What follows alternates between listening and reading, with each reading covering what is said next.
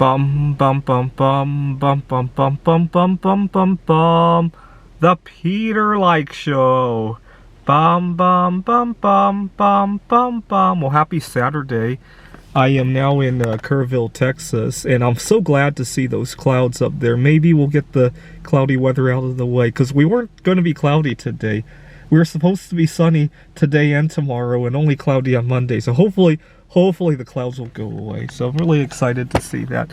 You know, when I was in high school, I had a classmate who loved to gamble. He would gamble on anything that was in sight, right? He would gamble. He would see two of his friends in a relationship, and he and another friend would gamble on how long that relationship was going to last. I'm not kidding about that.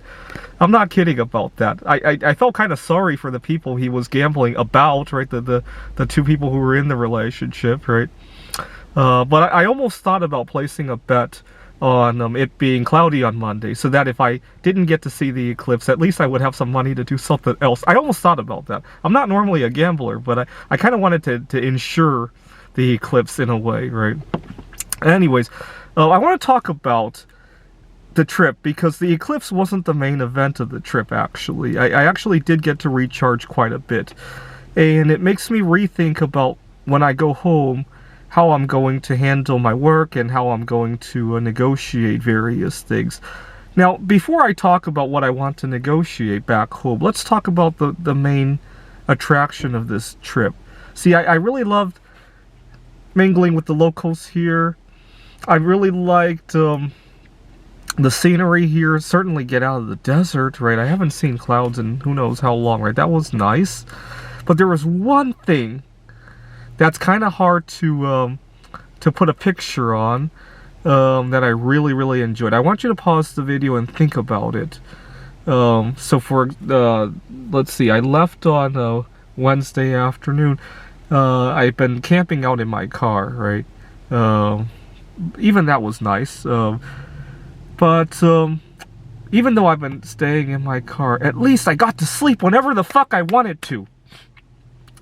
See, a lot of people think they have sleep problems, right? They toss and turn, or they go to work completely bombed out and they have to drink a lot of coffee. The truth is, I actually don't have problems sleeping. I only have problems sleeping on a schedule, right? I really got to think about how I'm going to handle my career in a way that allows me to sleep whenever the fuck I wanted to. That's why I've been really pushing with the art projects, because art I could do any fucking time of the day that I think about it, right? And I do it any fucking time of the day. I can't tell you how many good pours I've gotten at 3 in the morning. Actually, when I was really crazy about it, I was living with a number of roommates, and it's really hard to set up when the roommates are around, right? And so they would go away, my roommate would go away on vacation or something, or and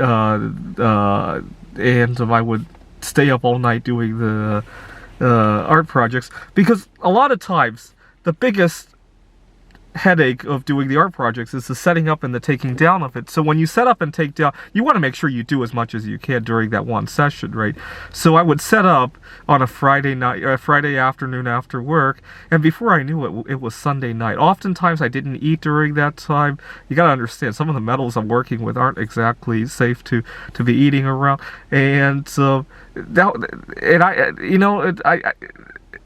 at least at the end of it, I got some good sleep, right? So you see, I don't really have a sleep disorder. I only have a sleep whenever society tells me to disorder, right? I gotta think about that. I really slept really well, despite not having the best bed to sleep in. I actually slept the best in my life, or at least during the year, right? I slept very well during the pandemic as well, obviously. The other benefit is I get to eat whenever the fuck I want to, right? I teach at Phoenix College. A lot of times I'll be in the middle of a fast that really could go on a few more hours, but I gotta remember I have lectures coming up, or vice versa, right? During the lecture, maybe I pushed my fast a little bit further than I really wanted to, and during the lecture I'm almost fainting, right? And so I didn't have to think about that these last couple of days. I'm gonna have to think hard about if this is something I can negotiate with my work, right? To make it work out that I could eat whatever I want and sleep whatever the fuck I want. Because I really get a lot of benefit out of that, right?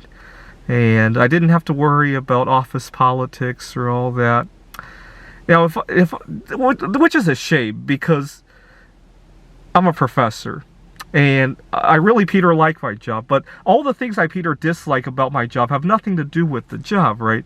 So if I had to name the top 5 things I, Peter, dislike about my job, I'd say number 1 is not being able to sleep whenever the fuck I want to, because I actually get some pretty good sleep when I sleep whenever the fuck I want. I can't think of a time when I was on vacation somewhere where I didn't have any commitments, right? And I tossed and turned and couldn't sleep. I can't think of a time, right? So my grandparents are in Taipei. I've gone to Taipei a few times. I sleep whenever the fuck I don't even think about the fact that I'm jet lagged. I just sleep on that jet lag schedule. I don't even have to think about it, right? Go out to my vacations to view the solar eclipse. I guess I do have to think about being awake during the eclipse. So that's a very minor. That's only like 2 hours, right? Sometimes I even crash right after that, right? Going to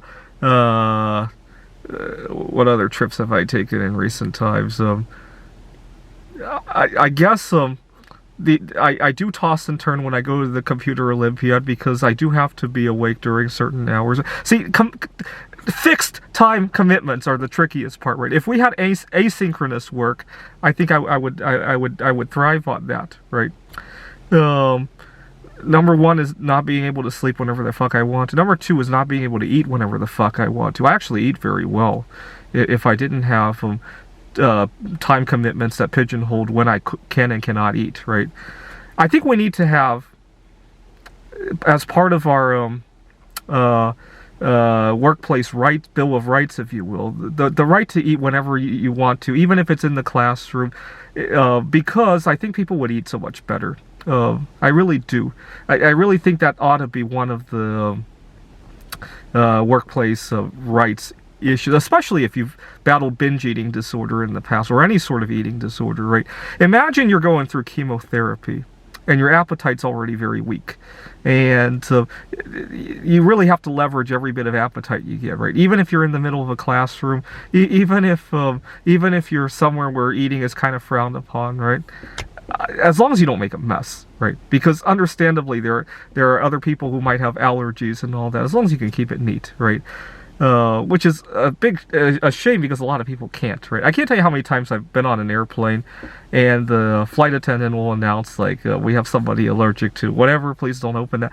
It really should be, and it doesn't even have to be somebody allergic. Please keep your food to yourself, right? I wish this was something that we taught in elementary school, just like we teach to wash your hands and all that, right? Not everybody could eat any. Please be mindful when you're sharing your food. I mean, share your food, but be mindful that not everybody could eat everything, right? And when you're eating, don't dust your hands in the air, right? I wish that were something that were taught in like 5th grade health class, probably, right? I really do. Just like we teach about how to wash your hands, right? Or how to brush your teeth, right? All right. Number 2 is not being able to eat whenever and wherever the fuck I want to. Number 3 would probably be the office politics there, right?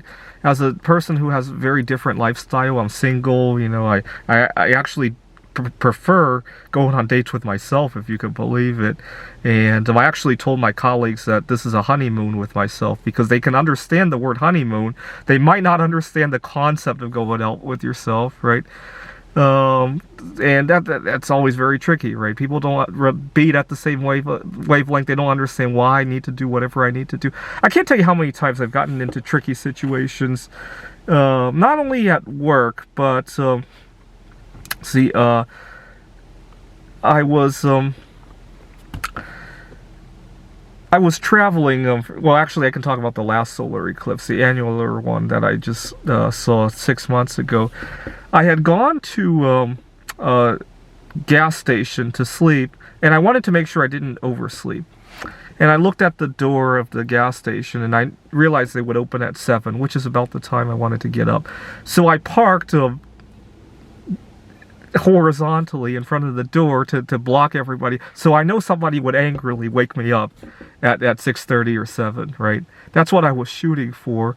And instead of at 3 in the morning, a police officer comes to knock on my door, and he thought I was drinking and all that. And when I told him, thanks for waking me up, I need to go see the solar eclipse, he got all confused and all that. And I think part of that is that I just beat at such a different wavelength than so many people. A lot of times nowadays, I've learned before I do anything tricky like sleep in front of the door like that, to kind of think up what responses I need to say if so-and-so were to happen, or if a police officer were to come, or at 6:30 when somebody actually does need to show up for work, right?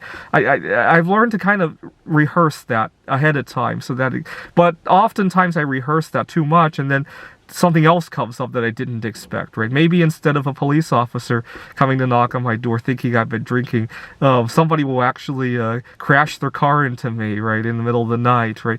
It's just weird, right? I don't often come up with the best responses. I've actually gotten myself in trouble over poor responses like that.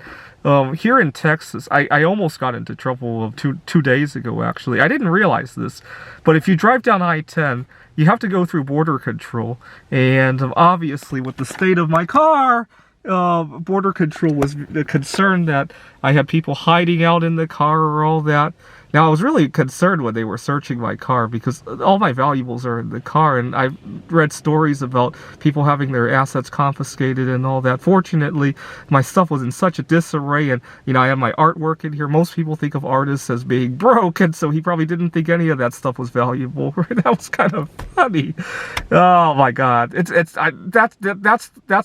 why I hate interacting with people. I beat at such a different wavelength that any interaction has the potential of being tricky in a heartbeat, right? So number 3 was the office politics. The number 4 thing I Peter dislike is probably the commute, right? Number 5 I would say is posture issues, right? I get so much good stuff done when I don't have to dress up and sit in a tidy way, right? If I can recline my seat and put my leg up on the table during the quarantine, that's how I got a lot of good stuff, a lot of good ideas out there, right? Anyway, these are the top 5 things that make me want to think about quiet quitting and make me think about my art career, right? All right, happy Saturday and enjoy the solar eclipse. This is the Peter Like Show. Bum bum bum bum bum bum bum bum bum bum bum bum. The Peter Like Show. Bum bum bum bum bum bum bum.